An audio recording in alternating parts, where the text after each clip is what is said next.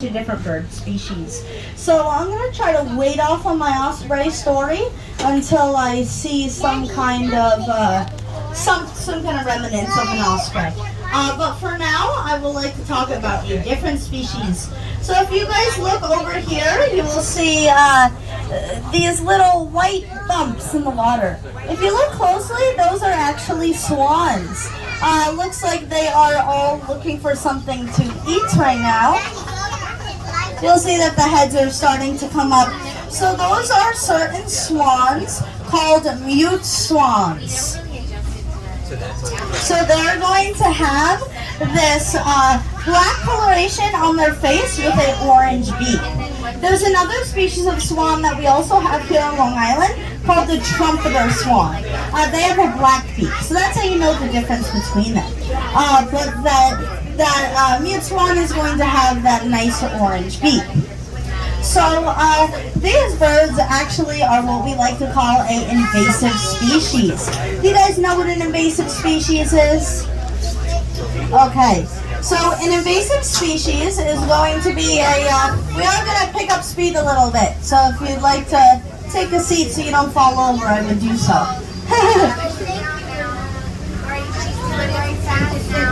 Alright, yeah, we're just going to pick up speed, so we want to make sure we're sitting down so we don't get hurt. Alright, there are those swans over there. So these swans are what we call an invasive species. An invasive species is an animal that comes into an area that it should not be. Whether it is brought there via boat, ship, or people get them as pets and they run away out in the wild. And unfortunately, if there's two of them, they could start their own colony. If they're not from that area and they find a food that they like, that area is not used to those animals. So when those animals go and find a nice snack and they go feast, that environment is not going to be able to bounce back as quick as they would if it were another animal that usually lived there. That makes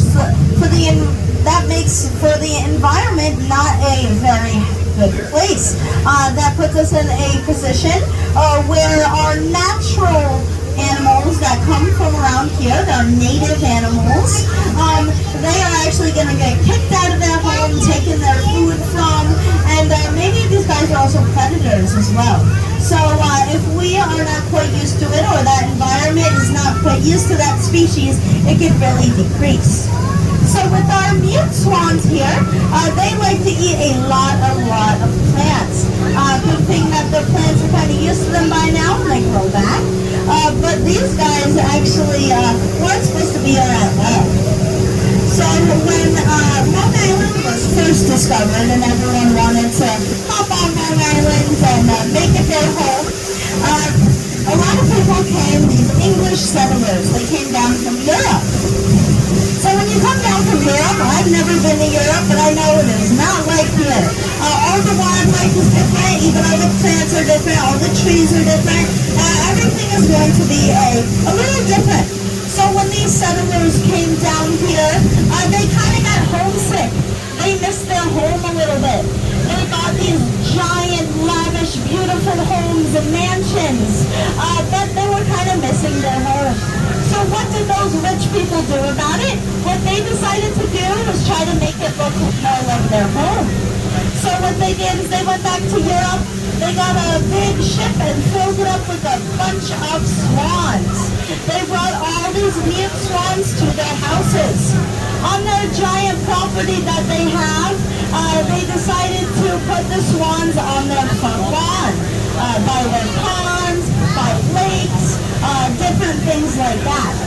And when they did that, they didn't take into account that the birds have wings. So the birds started to fly away. And then there was less and less of those swans in front of their houses and more in the wild. Ever since then, these swans have been on Long Island. They have not left us. They are an invasive species because they were not native here. And now they are breeding on Long Island and they are a constant increasing number here, which is pretty fantastic.